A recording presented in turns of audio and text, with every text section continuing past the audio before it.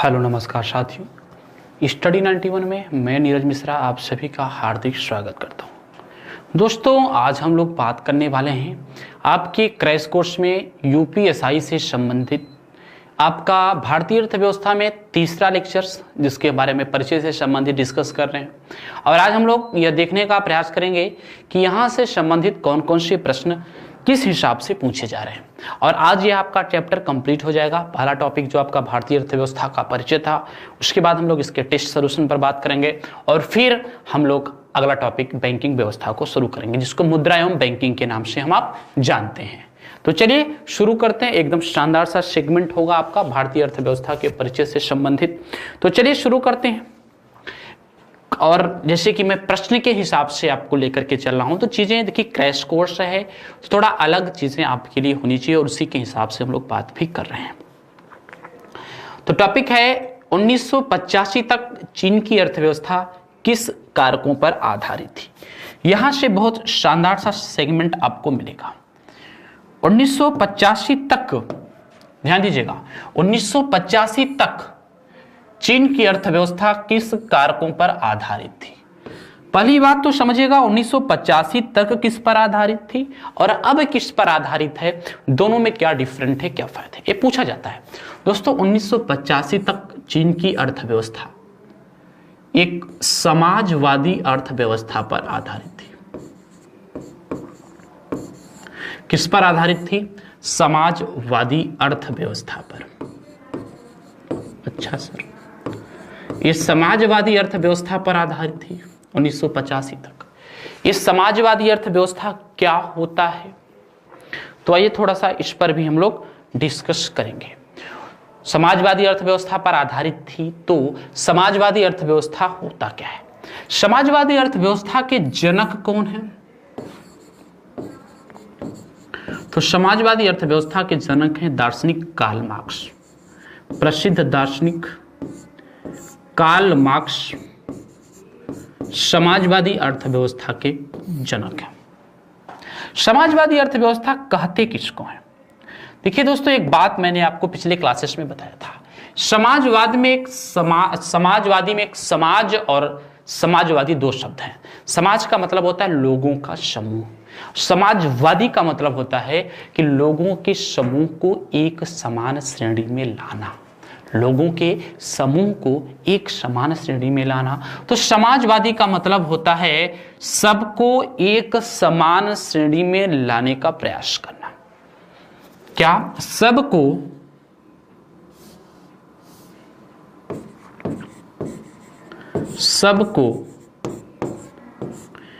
एक समान श्रेणी में, सबको एक समान श्रेणी में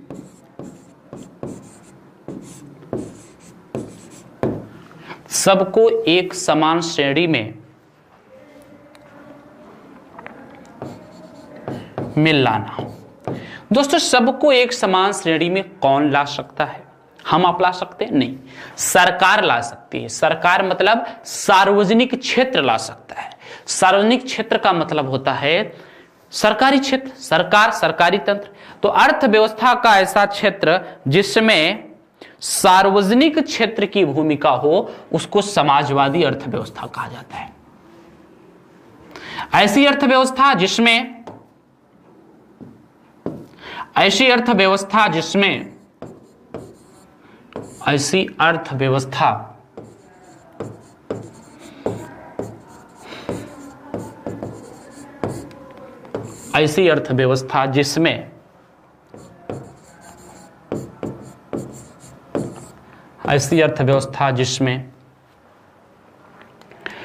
सार्वजनिक क्षेत्र की भूमिका हो,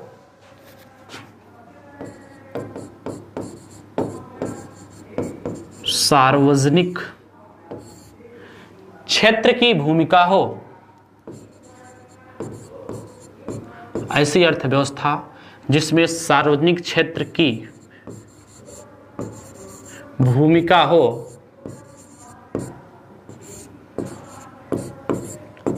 ऐसी अर्थव्यवस्था जिसमें सार्वजनिक क्षेत्र की भूमिका हो,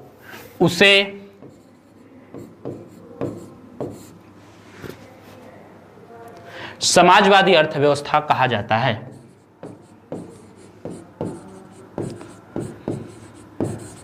उसे समाजवादी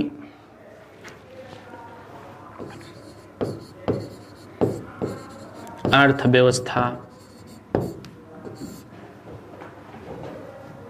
कहा जाता है। दोस्तों, जो समाजवादी अर्थव्यवस्था है उसके कार्य करने का तरीका क्या है? मतलब सरकारी क्षेत्र यानी सार्वजनिक क्षेत्र देश की अर्थव्यवस्था पर अपना प्रभुत्व स्थापित किया है। तो वह कौन सी वस्तु और सेवा का उत्पाद ज्यादा करेगा, जिसकी मांग होगी या जिसकी आवश्यकता होगी? तो सर आप कहेंगे कि सर मांग एवं पूर्ति के हिसाब से तो कौन चलता है? बताइए, मांग एवं पूर्ति के हिसाब से कौन चलता है? तो मांग एवं पूर्ति के हिसाब से तो पूंजीवाद चलता है। समाजवाद भाई हमारे आवश्यकता की पूर्ति करता है। मांग तो बढ़ती जाती है, अभी गाड़ी खरीदना, कार खरीदना ये मांग है, लेकिन सड़क का निर्माण कराना यह आवश्यकता है। ठीक है ना?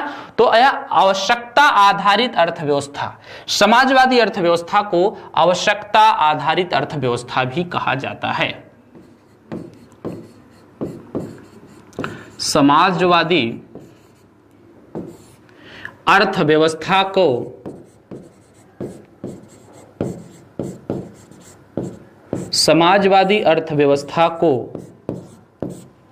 आवश्यकता आधारित अर्थव्यवस्था भी कहा जाता है।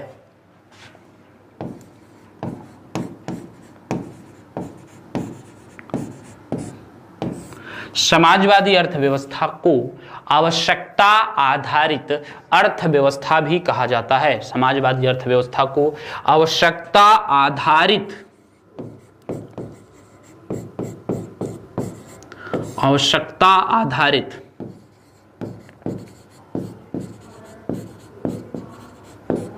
अर्थव्यवस्था भी कहा जाता है। ठीक है, मतलब उत्पादन के साधनों पर किसका अधिकार हो? आपके सार्वजनिक क्षेत्र का अधिकार हो, सरकारी तंत्र का अधिकार हो। दोस्तों, इसी समाजवाद से मिलता जुलता एक दूसरा नाम आपको मिलेगा, साम्यवाद। साम्यवाद, ये साम्यवाद क्या है या साम्यवादी क्या है? दोस्तों, साम्यवाद या साम्यवादी आखिर है क्या, यह आपको समझना पड़ेगा। समाजवाद यह कहता है कि समाज में जो भी वस्तु या सेवा का निर्माण हो वह सबको बराबर भाव से दिया जाए, क्योंकि समाजवाद का मानना ही है कि समाज के हर वर्ग को एक समान श्रेणी में लाना। देखिए दोस्तों, समाजवाद के साथ साथ साम्यवाद का भी उद्देश्य समाज के हर एक व्यक्ति को, हर वर्ग को समान श्रेणी में लाने का है, लेकिन तरीका थोड़ा भिन्न है इसका मानना यह है कि जिस व्यक्ति को जिसकी आवश्यकता हो उस हिसाब से आवंटन किया जाए। समाजवाद यह कहता है कि जैसे पेन रूपी कोई योजना बनती है तो समाज के हर व्यक्ति तक पहुंचे, लेकिन साम्यवाद यह कहता है कि अगर पेन रूपी कोई स्कीम बनती है तो यह समाज के उसी व्यक्तियों को मिले जिस व्यक्ति को पेन नामक स्कीम की आवश्यकता है। जिस व्यक्ति को पेन नामक स्कीम की आवश्यकता है वही स्कीम उस व्यक्ति को मिल जाए। तो इससे क्या होगा? धन का अपव्यय नहीं होगा, धन नुकसान नहीं होगा और देश का विकास होगा। रूस इसी कैटेगरी पे चलने वाला देश था, सोवियत संघ। रूस नहीं, अब नहीं होता, अब मिश्रित अर्थव्यवस्था है। और एक चीज और है, यहां पर 1985 तक की बात थी, लेकिन अगर अब की बात करेगा तो अब भी यहां पर कौन सी इकोनॉमी हो गई है? मिक्स्ड इकोनॉमी हो गई है, मिश्रित अर्थव्यवस्था हो गई है। अब देखिए, साम्यवाद का मतलब होता है आवश्यकता के अनुरूप वस्तुओं और सेवाओं की पूर्ति करना।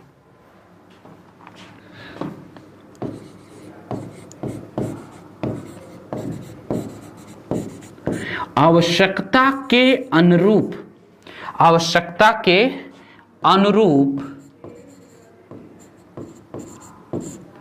वस्तुओं एवं सेवाओं की पूर्ति करना। आवश्यकता के अनुरूप वस्तुओं एवं सेवाओं की पूर्ति करना। आवश्यकता के अनुरूप वस्तुओं एवं सेवाओं की पूर्ति करना। ठीक है। आवश्यकता के अनुरूप वस्तुओं एवं सेवाओं की पूर्ति करना क्या कहलाता है? साम्यवाद कहलाता है। समझ में आया? साम्यवाद कहलाता है। यहां से आप चीजों को समझेंगे। अब बोलिए यहां तक कोई दिक्कत? तो 1985 में जो चीन की अर्थव्यवस्था थी समाजवादी, तो समाजवादी क्या है यह भी हम लोगों ने देखने का प्रयास कर लिया। साम्यवाद यह भी देख लिया, इसकी डिफिनेशन क्या होती है यह भी देख लिया, और यहां तक कि देखने का प्रयास किया इसके जनक कौन है, तो कौन है? Karl Marx. अब अगला प्रश्न क्या है देखिएगा, मिश्रित अर्थव्यवस्था का जनक किसे कहा जाता है? दोस्तों पहली बात तो यह ध्यान से सुनिएगा, मिश्रित अर्थव्यवस्था कहते किसको हैं, और मिश्रित अर्थव्यवस्था अपनाने वाला मुख्यतः देश अगर आप पहले कैटेगरी में जुड़ेंगे तो भारत का ही नाम सबसे पहले आता है। तो मिश्रित अर्थव्यवस्था अपनाने वाला देश तो भारत है, लेकिन जनक किसे कहते हैं? मिश्रित का मतलब होता है मिलकर काम करना। किसका किसका मिलन? प्राथमिक क्षेत्र का, सॉरी किसका किसका? प्राइवेट का और पब्लिक का, प्राइवेट सेक्टर और पब्लिक सेक्टर का मिलन, यानी निजी क्षेत्र और सार्वजनिक क्षेत्र की सहभागिता को ही मिश्रित क्षेत्र या मिश्रित अर्थव्यवस्था कहते हैं। निजी क्षेत्र तथा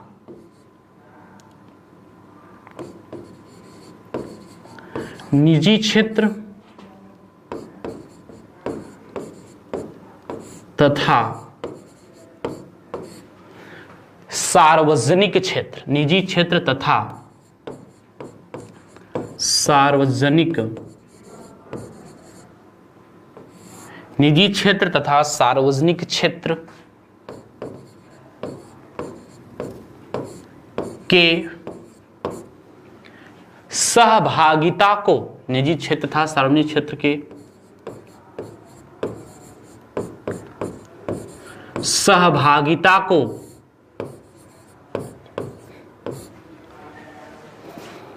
मिश्रित अर्थव्यवस्था की श्रेणी में रखा जाता है।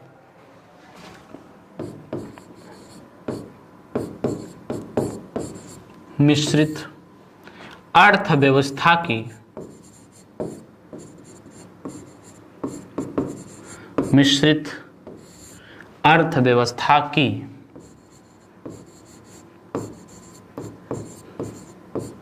श्रेणी में रखा जाता है।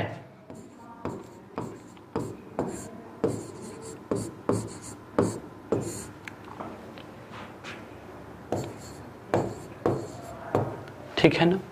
तो निजी क्षेत्र और सार्वजनिक क्षेत्र, ध्यान दीजिएगा, निजी क्षेत्र और सार्वजनिक क्षेत्र दोनों क्षेत्रों की सह अस्तित्व को, दोनों क्षेत्र अगर साथ साथ कार्य करें, जैसे भारतीय अर्थव्यवस्था में प्राइवेट और पब्लिक सेक्टर दोनों साथ साथ काम करते हैं ना, ऐसा नहीं कि सारी कंपनी सब कुछ सरकार का है और ऐसा भी नहीं कि सब कुछ प्राइवेट का है, तो मतलब दोनों मिलकर के काम करते हैं, तो उसी को बोला जाता है मिश्रित अर्थव्यवस्था। पूछा गया कि मिश्रित अर्थव्यवस्था का जनक।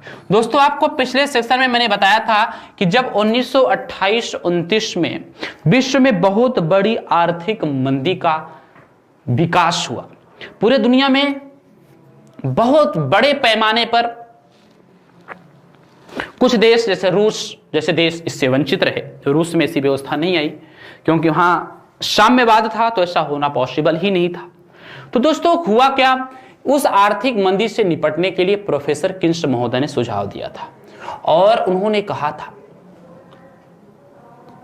कि अगर किसी देश का, किसी अर्थव्यवस्था का व्यापकता से विकास करना है तो उसमें सार्वजनिक और निजी दोनों क्षेत्रों को मिलकर के काम करना होगा।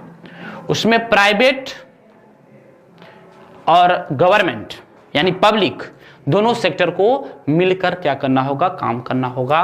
और इसीलिए प्रोफेसर किन्स महोदय को मिश्रित अर्थव्यवस्था का जनक कहा जाता है। किसको? प्रोफेसर किन्स को।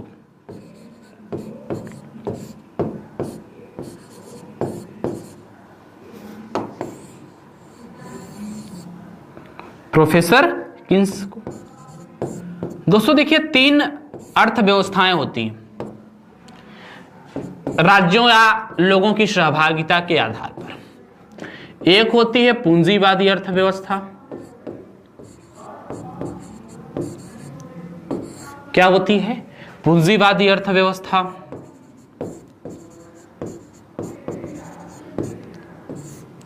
एक होती है समाजवादी अर्थव्यवस्था।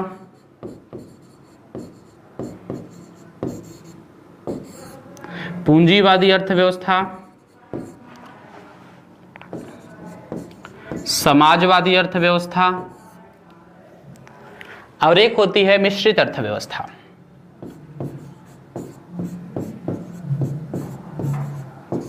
पूंजीवादी अर्थव्यवस्था, समाजवादी अर्थव्यवस्था और मिश्रित अर्थव्यवस्था।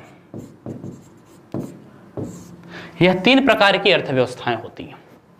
पूंजीवादी अर्थव्यवस्था के जनक कौन है? तो एडम स्मिथ हैं। एडम स्मिथ पूंजीवादी अर्थव्यवस्था के जनक हैं। समाजवादी अर्थव्यवस्था की बात किया जाए तो समाजवादी अर्थव्यवस्था के जनक हैं कार्ल मार्क्स। कार्ल मार्क्स दोस्तों, कार्ल मार्क्स की एक बहुत ही प्रसिद्ध पुस्तक है दास कैपिटल। यह भी पूछा जाता है कि दास कैपिटल किसकी पुस्तक है? तो दास कैपिटल जो पुस्तक है वह कार्ल मार्क्स की ही है। ठीक है। एडम स्मिथ की पुस्तक का पता होगा द वेल्थ ऑफ नेशंस। और मिश्रित अर्थव्यवस्था का जनक अभी आपने देखा प्रोफेसर किन्स को कहते हैं। ठीक है, किसको कहते हैं? प्रोफेसर किन्स को।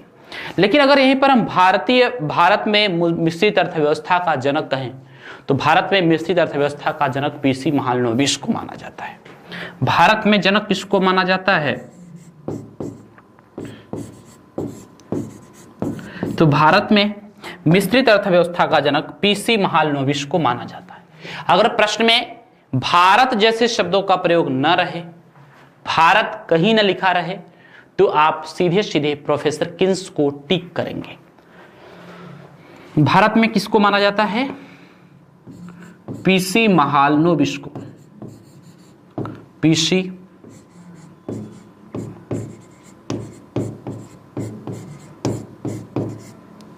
पीसी महालनोबिस को माना जाता है। सब समझ में आया? तो भारत में मिश्रित अर्थव्यवस्था का जनक पीसी महालनोबिस को माना जाता है। वैसे पूरी अर्थव्यवस्था में, पूरी दुनिया में अगर मिश्रित अर्थव्यवस्था के जनक की बात आएगी तो आप प्रोफेसर किन्स को क्लिक करना। अगला देखिएगा क्या है, ऐसा वह कौन सा देश है जिसकी अर्थव्यवस्था मुख्यतः उद्योग पर आधारित है? वर्तमान समय की बात कर रहा है। देखिए दोस्तों, यह उद्योग कह दिया, इसका मतलब क्षेत्रों की बात कर लिया। क्षेत्रों के आधार पर अर्थव्यवस्था की बात करने का प्रयास कर रहा है। तो दोस्तों, क्षेत्रों के आधार पर जो अर्थव्यवस्था होती है वह 3 प्रकार की होती है। किसके आधार पर? क्षेत्रों के आधार पर। क्योंकि उद्योग एक क्षेत्र है, द्वितीय क्षेत्र के अंतर्गत आता है, सबको पता है। उद्योग एक क्षेत्र है जो किसके अंतर्गत आता है? द्वितीय क्षेत्र के अंतर्गत आता है। तो क्षेत्रों के आधार पर, क्षेत्रों के आधार पर जो अर्थव्यवस्था होती है वह 3 प्रकार की होती है। कितने प्रकार की होती है? 3 प्रकार की। एक होता है कृषि आधारित अर्थव्यवस्था,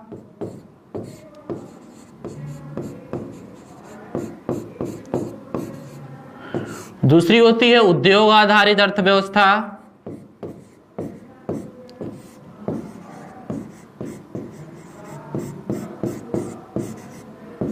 तीसरी होती है सेवा आधारित अर्थव्यवस्था। सेवा आधारित। मैंने आपको बताया था पिछले वाले क्लास सेकंड में कि अगर किसी भी क्षेत्र का देश के राष्ट्रीय आय में योगदान 50% से ज्यादा होता हो और रोजगार में भी योगदान अगर 50% से ज्यादा हो, किसी भी क्षेत्र का योगदान अगर 50% से ज्यादा हो और रोजगार में भी योगदान अगर 50% से ज्यादा हो तो उसे उस क्षेत्र की अर्थव्यवस्था कहेंगे। लिखा है कि उद्योग पर आधारित है। तो दोस्तों, वर्तमान समय में सबसे ज्यादा उद्योग आधारित अर्थव्यवस्था अगर कोई है पूरे दुनिया की तो वह चाइना है। चाइना कैसी है? उद्योग आधारित अर्थव्यवस्था है। कृषि आधारित अर्थव्यवस्था भारत था, वर्तमान में भारत इन तीनों परिदृश्य में से किसी में भी नहीं है। भारत कृषि आधारित अर्थव्यवस्था था कब? स्वतंत्रता के आसपास।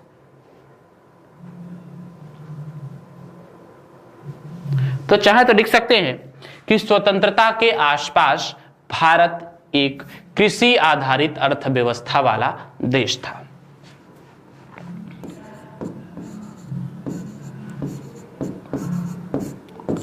स्वतंत्रता के आसपास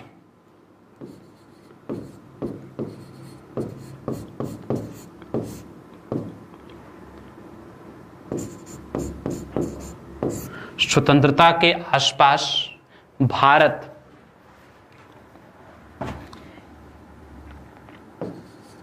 स्वतंत्रता के आसपास भारत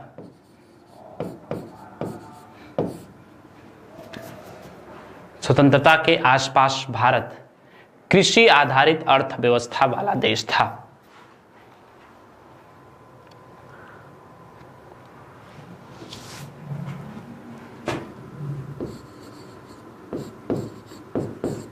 कृषि आधारित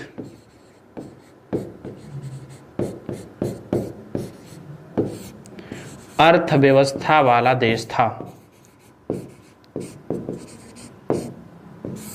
स्वतंत्रता के आसपास भारत कृषि आधारित अर्थव्यवस्था वाला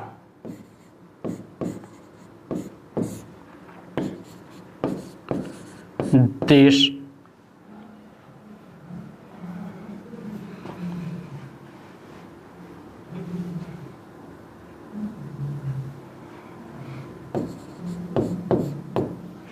स्वतंत्रता के आसपास भारत एक कृषि आधारित अर्थव्यवस्था वाला देश था।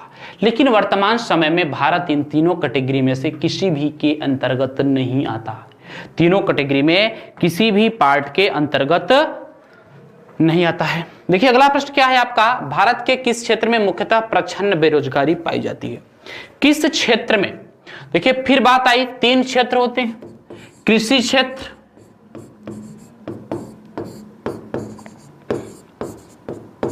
उद्योग क्षेत्र, कृषि क्षेत्र, उद्योग क्षेत्र और सेवा क्षेत्र।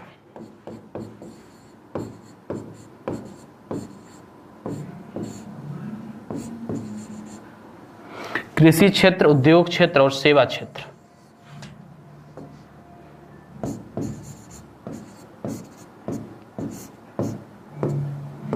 इन तीनों क्षेत्रों में भारत में प्रच्छन्न बेरोजगारी किसमें पाई जाती है? प्रच्छन्न बेरोजगारी को एक सामान्य बोलचाल की भाषा में अदृश्य बेरोजगारी कहते हैं। अदृश्य बेरोजगारी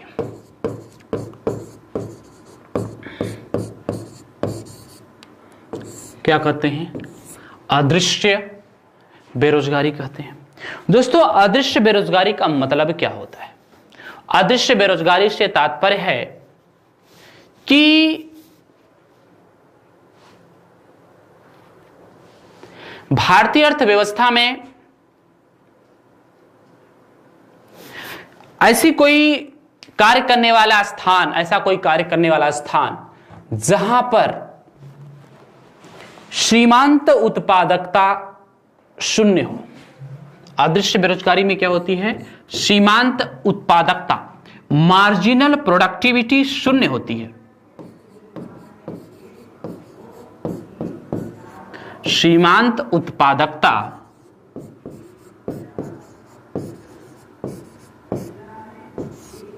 सीमांत उत्पादकता क्या होती है? शून्य होती है। अच्छा, सीमांत उत्पादकता किसमें शून्य होती है? अब मुद्दा आ गया यार, सीमांत उत्पादकता शून्य तो होती है, लेकिन सीमांत उत्पादकता किसमें शून्य होती है? सीमांत उत्पादकता का मतलब होता है, जैसे एक एग्जांपल्स के माध्यम से देखो, एक काम है, कोई काम है जिसको 5 लोग 5 दिन में कर सकते हैं। समझ में आया? तो 5 लोग 5 दिन में काम कर सकते हैं। वही काम है 8 लोग इसमें लगते हैं, फिर भी यह काम 5 ही दिन में पूरा हो रहा है। तो आपको पता होना चाहिए इसमें जो 3 लोग अतिरिक्त लगे जो 3 लोग अतिरिक्त लगे, इसकी जो प्रोडक्टिविटी है, जो सीमांत उत्पादकता है, वह क्या है? 0 है। मतलब इनके लगने या न लगने से काम पर कोई प्रभाव नहीं पड़ रहा है।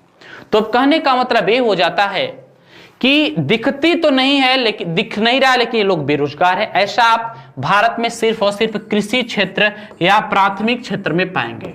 जैसे एग्जांपल्स बता दो सर, बिल्कुल बता रहा हूं। जैसे देखिए, कोई खेत है, उसको दिन भर में 5 मजदूर काट लेंगे, लेकिन फिर भी उसमें 8 मजदूर लगे हुए हैं। तो उसमें काम कर रहे 3 मजदूरों की जो मार्जिनल प्रोडक्टिविटी है वह 0 है।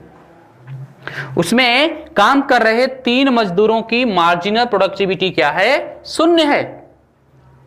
और होगी भी।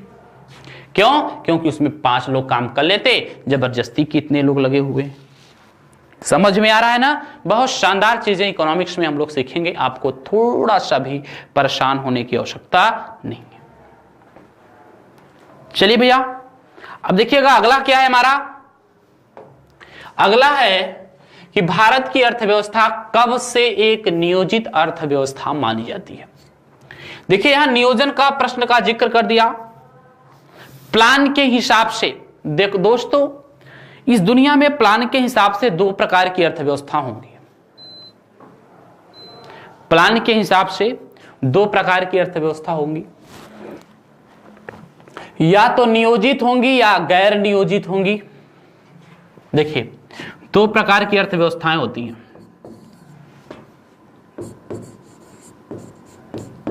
एक होती है नियोजित अर्थव्यवस्था। कैसी अर्थव्यवस्था?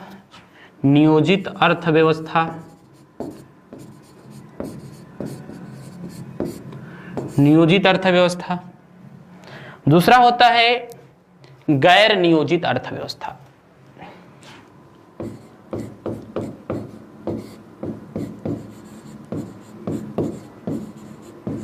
गैर नियोजित अर्थव्यवस्था।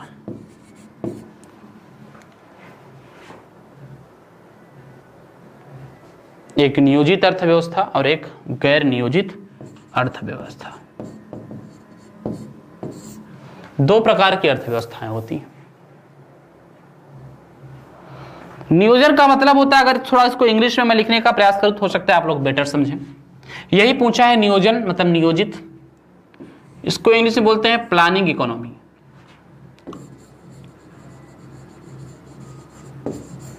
Planning economy.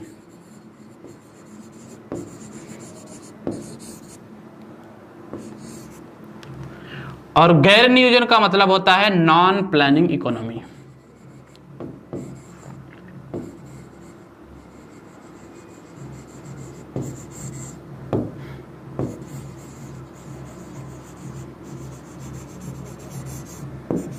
क्या? Non planning economy. नियोजन का मतलब होता है दोस्त, अगर हम कोई काम कर रहे हैं,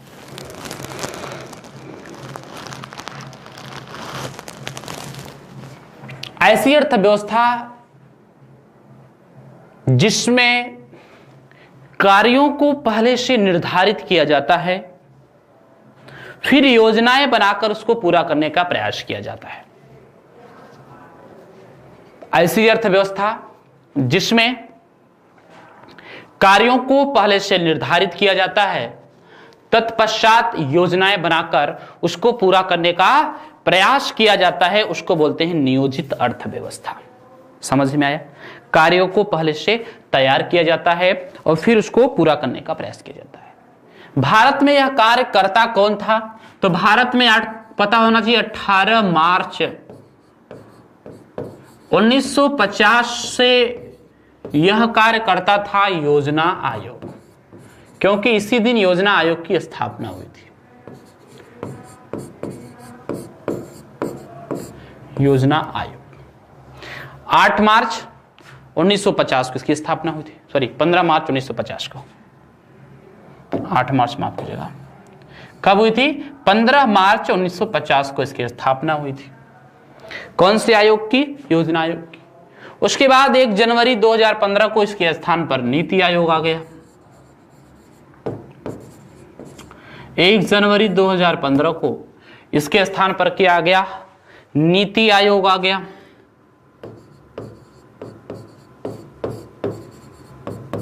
यह भारत देश में नियोजन का कार्य करता है। मतलब नियोजित अर्थव्यवस्था का मतलब होता है ऐसी अर्थव्यवस्था जिसमें कार्यों को पहले से निर्धारित किया जाता है, लक्ष्यों को पहले से निर्धारित किया जाता है। ऐसी अर्थव्यवस्था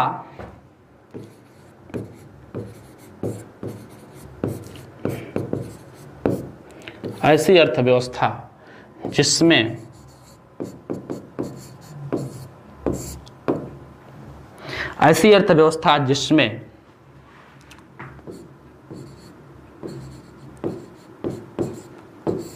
लक्ष्यों को पहले से निर्धारित किया जाता है,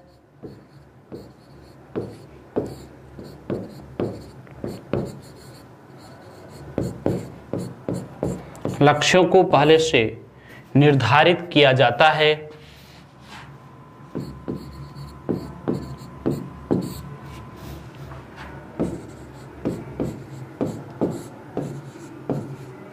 ऐसी अर्थव्यवस्था जिसमें लक्ष्यों को पहले से निर्धारित किया जाता है, तत्पश्चात योजना बनाकर उसे पूर्ण किया जाता है। तत्पश्चात योजना बनाकर उसे पूर्ण किया जाता है।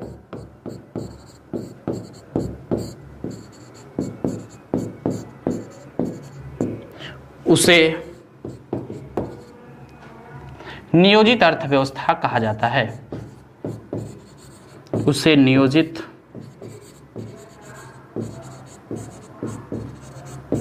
अर्थव्यवस्था कहा जाता है। उसे क्या कहा जाएगा?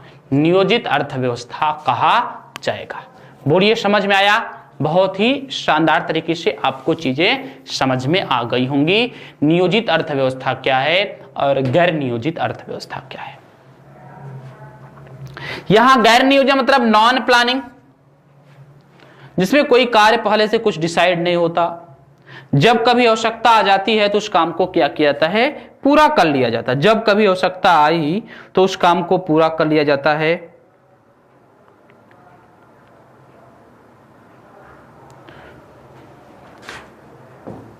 अब देखिएगा, वर्तमान समय में विश्व के सर्वाधिक देश निर्भरता के किस श्रेणी के अंतर्गत आते हैं? अब देखिए, यहां भी थोड़ा सा आपको परेशान करने का प्रयास किया गया है। निर्भरता के किस श्रेणी के अंतर्गत आते हैं देश, यह प्रश्न पूछा है। निर्भरता के किस श्रेणी के अंतर्गत आते हैं? तो पहली बात तो सुन लो, निर्भरता के आधार पर अर्थव्यवस्थाएं कितने प्रकार की होती हैं। ये टॉपिक देने का मतलब मेरा यही था। निर्भरता के आधार पर अर्थव्यवस्था,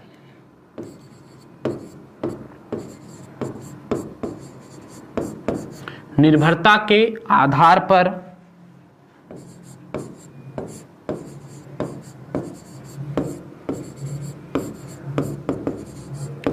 अर्थव्यवस्था, किसके आधार पर? निर्भरता के आधार पर। निर्भरता के आधार पर अर्थव्यवस्थाएं दोस्तों तीन प्रकार की होती हैं। कितने प्रकार की होती हैं? 3। भाई देखिए, 3 ही प्रकार की क्यों होंगी? या तो आप किसी पर ज्यादा निर्भर होंगे तो उसको आश्रित बोलेंगे, या आप किसी के ऊपर कम निर्भर होंगे उसको अल्प आश्रित बोलते हैं,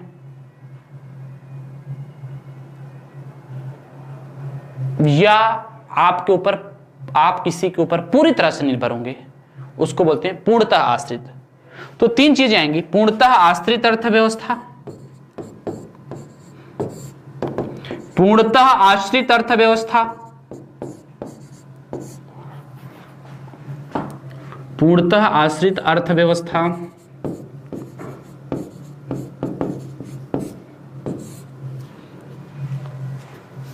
पूर्णतः आश्रित अर्थव्यवस्था फिर आएगा अल्प आश्रित अर्थव्यवस्था,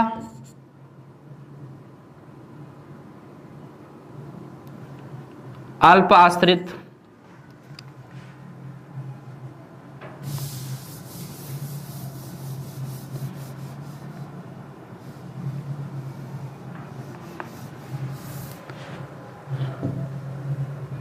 पूर्णतः आश्रित अर्थव्यवस्था, आश्रित अर्थव्यवस्था और अल्प आश्रित अर्थव्यवस्था।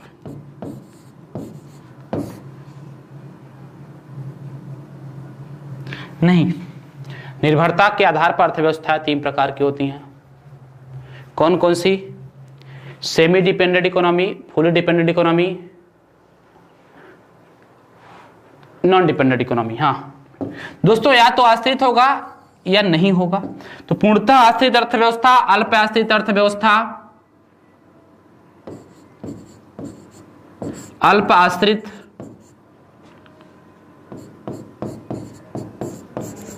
अल्प आश्रित अर्थव्यवस्था और आत्मनिर्भर अर्थव्यवस्था। आत्मनिर्भर,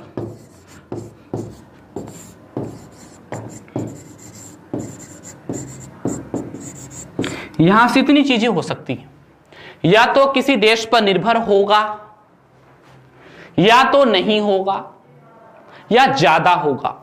प्रश्न पूछा है वर्तमान विश्व के सर्वाधिक देशों की निर्भरता के किस कैटेगरी में आते हैं, किस श्रेणी में आते हैं? 3 चीजें होती हैं।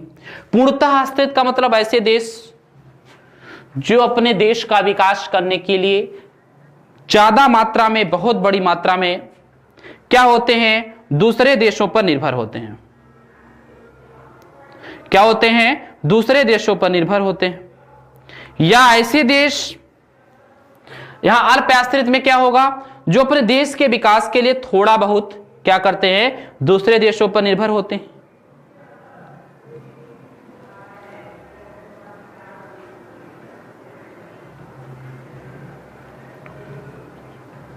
या फिर ऐसे देश जो किसी दूसरे देश पर बिल्कुल भी निर्भर नहीं होते। दोस्तों ज्यादातर देश इस कैटेगरी में आते हैं जो थोड़ा बहुत दूसरे देश पर निर्भर होते हैं, अल्प आश्रित होते हैं। भाई देखिए, कितना भी भारत, कितना भी शक्तिशाली राष्ट्र क्यों न बन जाए, कोई आत्मनिर्भर नहीं हो सकता, बिल्कुल नहीं। किसी न किसी चीज के लिए आपको दूसरे देश पर निर्भर होना ही पड़ेगा। तो अल्प आश्रित अर्थव्यवस्था, जिसको सेमी डिपेंडेंट इकोनॉमी कहा जाता है, उसमें दुनिया के लगभग सभी देश आते हैं। कुछ देश ऐसे भी हैं जो पूर्णतः आश्रित हैं, जैसे सोमालिया, जो बहुत गरीब देश हैं, चाड है, बुरुंडी है, जाम्बिया है, नाइजर है, बारमूडा है, कीनिया है। ये सब ऐसे देश हैं जो कहीं ना कहीं दूसरे देश पर क्या होते हैं? निर्भर होते हैं अपने देश का विकास करने के लिए। समझ में आया?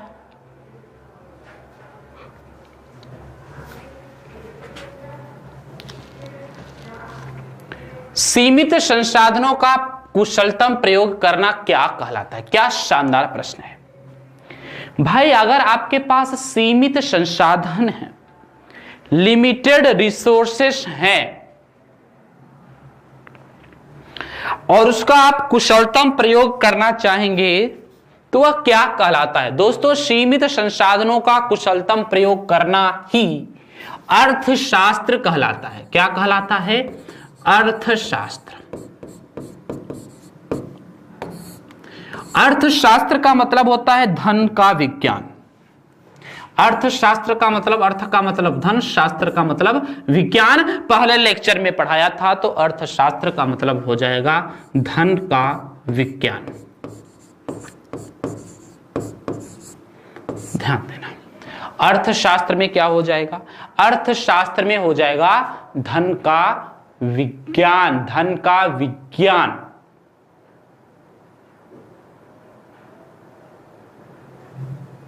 दोस्तों अर्थशास्त्र का जनक किसे कहा जाता है? तो अर्थशास्त्र का जो जनक कहा जाता है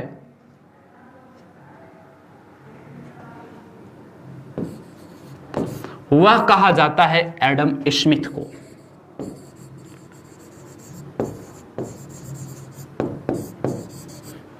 अर्थशास्त्र का जनक एडम स्मिथ को कहा जाता है। अर्थशास्त्र जो दो प्रकार का होता है, कितने प्रकार का होता है? अर्थशास्त्र दो प्रकार का होता है। कौन कौन सा होता है? एक होता है माइक्रो इकोनॉमिक्स, एक होता है मैक्रो इकोनॉमिक्स। ये पढ़ा चुका हूं, प्रश्न आ गया बीच में तो फिर बताना मेरा काम है। जो पढ़े हैं उनका रिवीजन हो जाएगा। माइक्रो का मतलब होता है सूक्ष्म अर्थशास्त्र, बोलिए हाँ या ना। और इसको हिंदी में बोलते हैं व्यष्टि अर्थशास्त्र, बोलिए सूक्ष्म या व्यष्टि अर्थशास्त्र। मैक्रो का मतलब होता है बृहत। मैक्रो का मतलब क्या होता है? बृहत या समष्टि अर्थशास्त्र। बृहत या समष्टि अर्थशास्त्र। बृहत या समष्टि अर्थशास्त्र होता है किसका मतलब? मैक्रो का मतलब बृहत का मतलब होता है जो संपूर्ण देश का विकास करे। संपूर्ण देश का विकास कौन करता है? सरकार करता है। इसलिए बृहत या समष्टि अर्थशास्त्र के अंतर्गत सरकार के द्वारा किए जाने वाले सभी कार्यों को शामिल किया जाता है।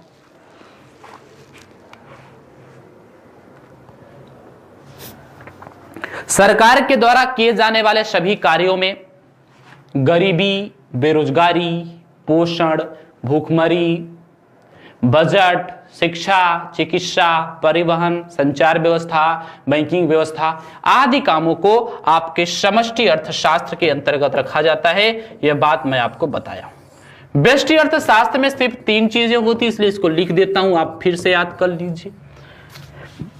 सिर्फ 3 चीजें, मतलब कौन कौन सी चीजें होती हैं तो आपको पता होना चाहिए। इसमें होता है उत्पादन यानी प्रोडक्शन,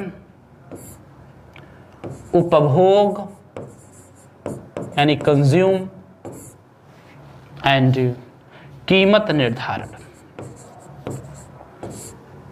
क्या? कीमत निर्धारण। यह 3 चीजें होती हैं आपके व्यष्टि अर्थशास्त्र के अंतर्गत। दोस्तों अर्थशास्त्र के जनक एडम स्मिथ हैं, लेकिन who is the father of modern economics? तो father of modern economics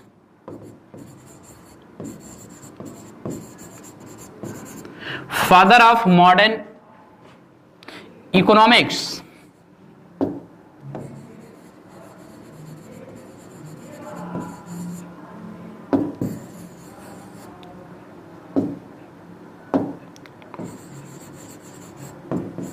father of modern economics मतलब आधुनिक अर्थशास्त्र का पिता। आधुनिक अर्थशास्त्र का पिता किसे कहा जाता है? आधुनिक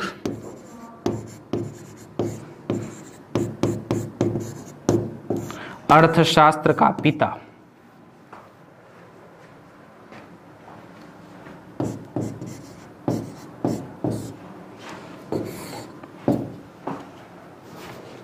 आधुनिक अर्थशास्त्र का पिता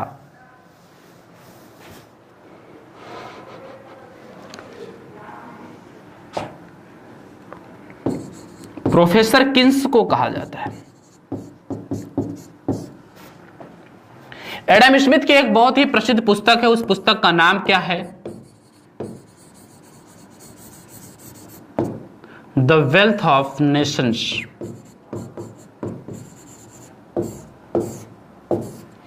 एडम स्मिथ की जो प्रसिद्ध पुस्तक है उस पुस्तक का नाम क्या है? तो उस पुस्तक का नाम है द वेल्थ ऑफ नेशंस। अगला देखिए क्या है आपका प्रश्न, उत्पादन से संबंधित क्रियाओं का अध्ययन अर्थशास्त्र के किस शाखा के अंतर्गत किया जाता है? बहुत शानदार सा प्रश्न है। उत्पादन से संबंधित क्रियाओं का अध्ययन, मोस्ट इंपॉर्टेंट टॉपिक। अभी हम लोग इसी पर बात कर रहे थे और हम आपको बताने का प्रयास भी कर रहे थे कि यार उत्पादन से संबंधित क्रियाओं का अध्ययन अर्थशास्त्र के किस शाखा के अंतर्गत किया जाता है। तो उत्पादन से संबंधित क्रियाओं का अध्ययन व्यष्टि अर्थशास्त्र के अंतर्गत किया जाता है।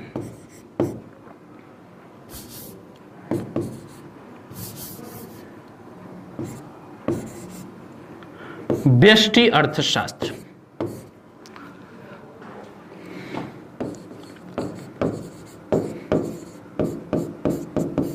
क्या होता है?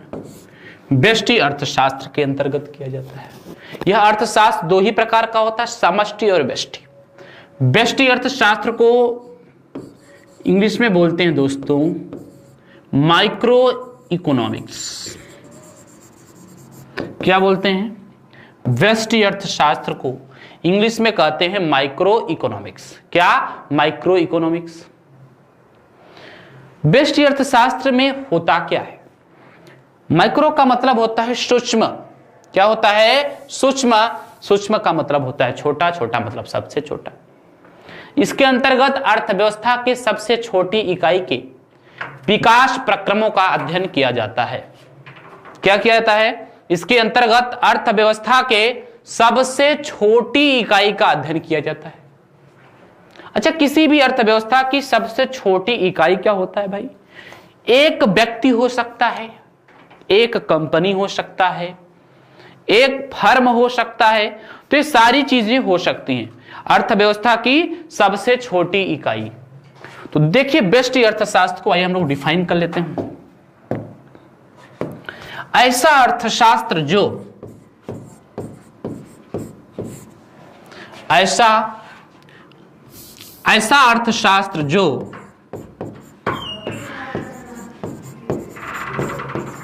ऐसा अर्थशास्त्र जो अर्थव्यवस्था की सबसे छोटी इकाई के ऐसा अर्थशास्त्र जो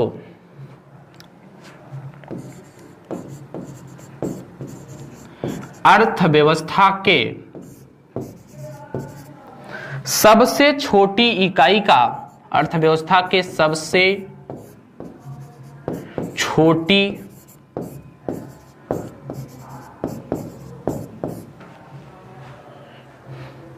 इकाई के विकास प्रक्रमों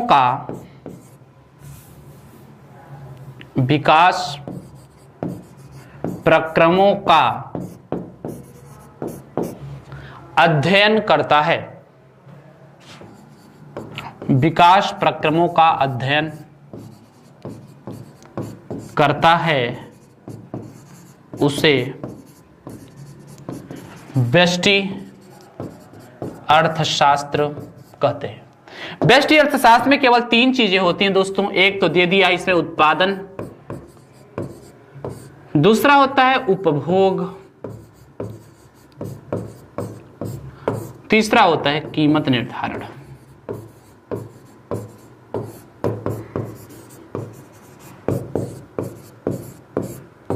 उत्पादन, उपभोग और कीमत निर्धारण। कहीं भी आए तो आंख बंद करके याद रखना, ये तीन चीजें व्यष्टि अर्थशास्त्र के अंतर्गत आती हैं। उत्पादन, उपभोग तथा कीमत निर्धारण। ठीक, चलो अगला क्या है देख लेते हैं। अगला है कि वर्तमान समय भारतीय अर्थव्यवस्था का मुख्य आधार क्या है।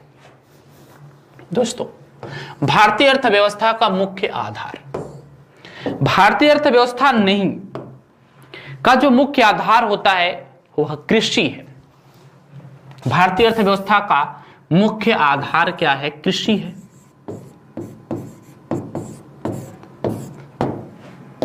कैसे है ध्यान दीजिएगा। आज भी भारत एक कृषि प्रधान देश है। क्योंकि भारत की ज्यादा से ज्यादा आबादी आज भी कृषि से ही संबंध रखती है। कृषि पर ही उद्योग निर्भर होते हैं, कृषि पर ही उद्योग निर्भर होते हैं। क्योंकि आपको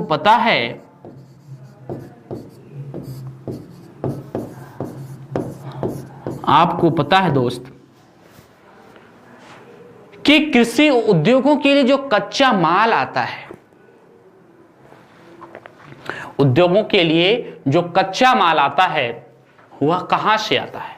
तो उद्योगों के लिए जो कच्चा माल आता है वह प्राथमिक क्षेत्र से ही आता है। और सेवा क्षेत्र का विकास तभी होगा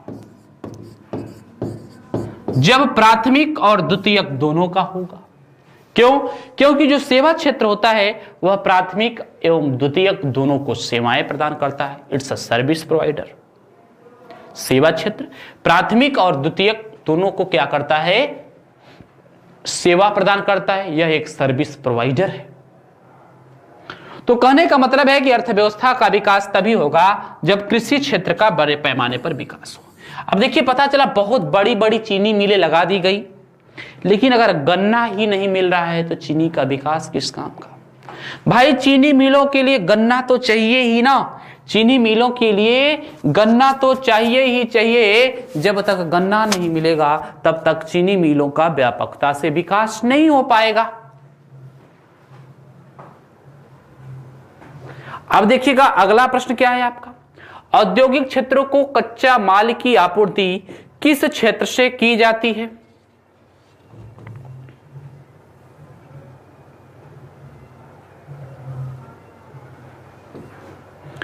औद्योगिक क्षेत्रों को कच्चा माल की आपूर्ति किस क्षेत्रों से की जाती है? तो दोस्तों, कच्चा माल, तो औद्योगिक क्षेत्रों के लिए कच्चा माल कहां से जाता है? प्राथमिक क्षेत्र से जाता है। कहां से? प्राथमिक क्षेत्र से। और प्राथमिक क्षेत्र को ही क्या बोलते हैं? कृषि क्षेत्र बोलते हैं।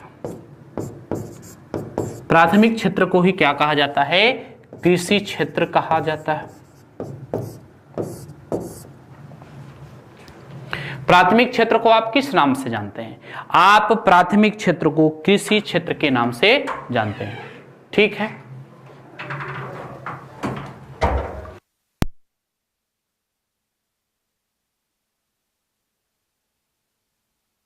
ठीक है। चलिए अगला प्रश्न क्या है कि विकास के आधार पर अर्थव्यवस्था को कितने भागों में आप बांटते हैं? क्या कहा जाता है? देखो, इसको इंग्लिश में बोलते हैं classification of economy on the basis of development, यानी विकास के आधार पर अर्थव्यवस्था का वर्गीकरण। तो विकास के आधार पर अर्थव्यवस्था को हम 3 भागों में बांट देते हैं। कितने भागों में बांट देते हैं? 3 भागों में बांट देते हैं। एक होता है डेवलप्ड इकोनॉमी, यानी विकसित अर्थव्यवस्था। कौन सी अर्थव्यवस्था? विकसित अर्थव्यवस्था। ये सारे प्रश्न आपके एग्जाम में आएंगे भाई, यूपीएससी में, ध्यान दीजिएगा। दूसरा होता है डेवलपिंग, यानी विकासशील अर्थव्यवस्था, विकासशील अर्थव्यवस्था। तीसरा होता है अनडेवलपिंग, यानी अल्प विकसित। तो दोस्तों, आपको पता होना चाहिए कि आपका इंडिया इसमें से किस में है। आपका इंडिया एक डेवलपिंग कंट्री है, एक विकासशील अर्थव्यवस्था है। कैसी है? विकासशील अर्थव्यवस्था है। विकासशील अर्थव्यवस्था में हाई डेवलपिंग है, यानी उच्च विकासशील है। क्या है? उच्च विकासशील है। अच्छा सर, विकसित, विकासशील या अल्प विकसित अर्थव्यवस्था का निर्धारण कौन करता है? तो इसका निर्धारण करता है वर्ल्ड बैंक। कौन करता है? World bank.